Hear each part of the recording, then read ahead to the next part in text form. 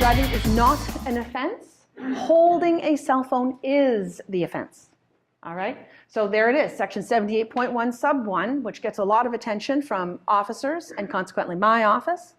It is, no person shall drive a motor vehicle on a highway while holding or using a handheld communication device or other prescribed device. That means that there's regulations that actually contain a list of those devices. And here it is, that is capable of receiving or transmitting telephone communications, electronic data, mail, or text messages. So that's the instrument. Don't have it in your hand. No, not this one. This is exactly the way it still reads today.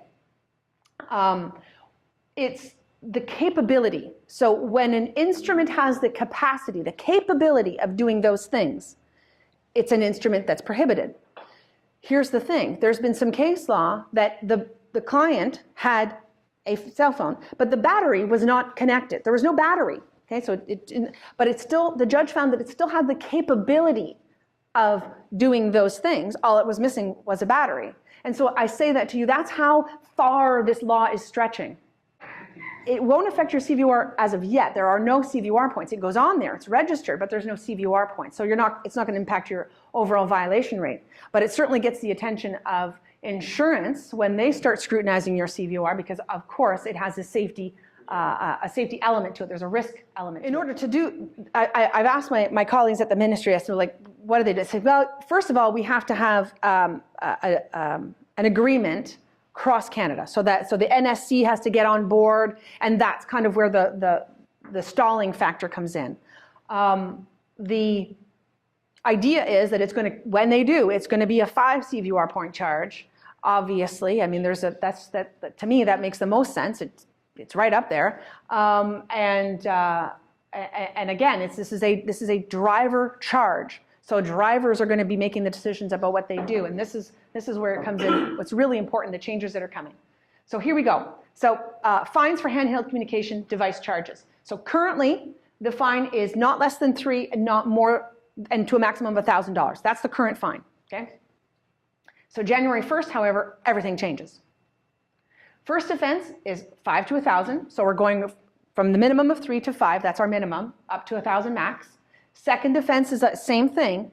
Third offense gets a little bit more aggressive. If you've got a third or more offenses on your record, and if that qualifies as an offense that is 5 years apart, or less than 5 years apart, qualifies as a subsequent offense, then you're looking at a minimum of 5 and to a maximum of 3. Now, every offense and that doesn't matter if it's a criminal offense or it's a highway or a provincial offense, every offense has a victim surcharge that attaches to it. And if it's over $1,000, it's 25% of that fine is added as a court cost. So it gets pretty hefty. Jodi, is there a set fine for that one? Yeah, $390. So, and I'm not sure everybody understands, or $490, so 400 plus 90, so $490. So once you decide to take it to court, so if you kind of roll back to your original slide, if you want to self-represent, in this, I've seen a judge do this in Burlington one day. Basically, people thought they were going to go to trial.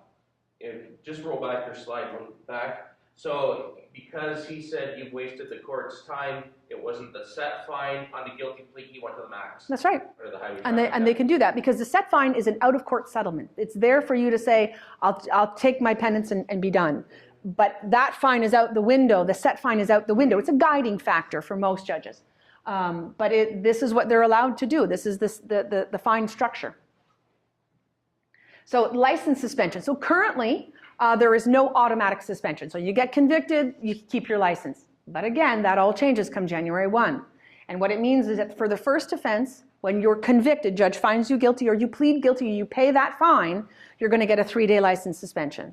And then if it's your second offense, it's 7. And if it's your third or more, it's 30. So this, quite frankly, in my view, is the answer to whether or not it affects a company. Because if you got a driver that doesn't thinking, it's not going to hurt the company's CVR, so they don't really give a shit about it. So I'm going to go ahead and I'm going to deal with this thing on my own. Oh, and now you don't have a driver for 3, 7, or 30 days, right? Because what's really important here is that we've had a lot of people make decisions on their own, went ahead and fought the charge on their own, were convicted. That is a prior conviction record. It doesn't matter that the law changes January 1, that conviction record goes back. So in other words, if you've got 1 or more, now you really need to be white-knuckling it when you're driving and Whatever you do, put that freaking phone in the trunk as far as I'm concerned, because that's going to be a lot of people losing their license for 30 days.